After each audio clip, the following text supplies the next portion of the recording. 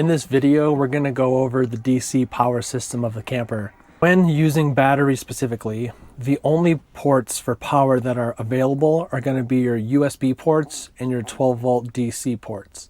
The TV is included with that, the media entertainment system, the heating, and the fan are all part of that. But for charging and using ports inside the camper to charge things like phones, lights, flashlights, these DC ports are what are going to be available for you. First set is on the driver's side under the seat here. So when you're plugged on battery, these two USB ports and this 12-volt plug-in is available. Your AC ports are not. These are only available when you're plugged into shore power or if you're running on generator. The next available DC ports are next to the sink on this little USB hub. There's 3 USB-Cs and 3 USB-As. This is hardwired down underneath, behind here. If you need it, there are other USB and 12-volt plug-in sockets under the sink. The last set of DC outlets is on the driver's side rear behind the couch. And there are 2 USB ports and a plug-in 12-volt port. We do have an AC inverter here, so you can see I'm running off battery and there's 13 volts coming off the battery.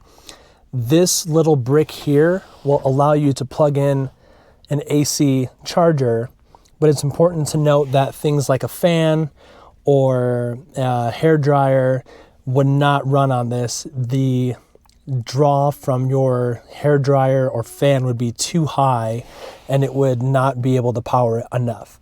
To use these ports though, if you need to charge a laptop or something similar, just press this button and it turns blue and you can now use these 2 AC ports down below. So it's important to know that if you're boondocking or dry camping where you're running just off the battery, none of the AC ports are available for you and the air conditioning is not available. These are only available when you're plugged into generator or if you're plugged into shore power. Just to review, the USB and the 12 volt are available. The AC is not.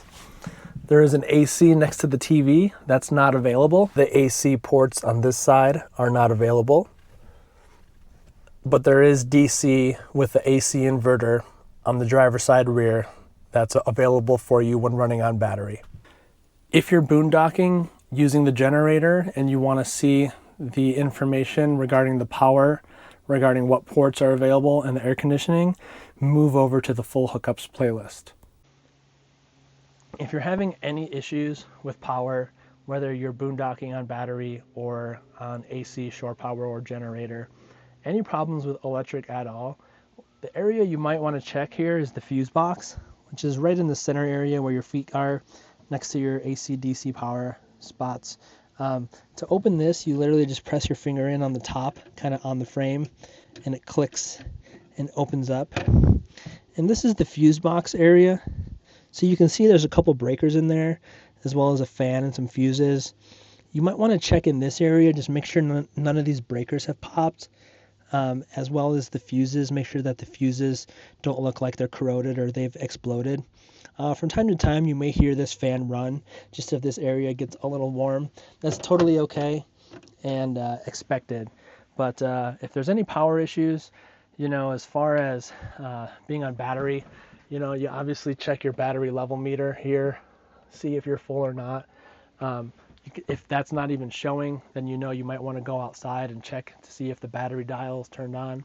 If you're on shore power, you probably want to check that your twist connector on the side of the camper is seated securely, and then whatever source you're plugged into, if you're at like a 30 amp circuit at a campsite, something like that, probably go to where that circuit is and see if there's a circuit breaker and make sure that's on.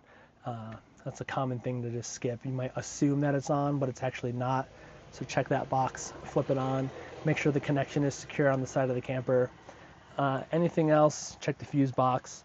But she's pretty solid. Haven't had any issues power-wise with her since we've had her.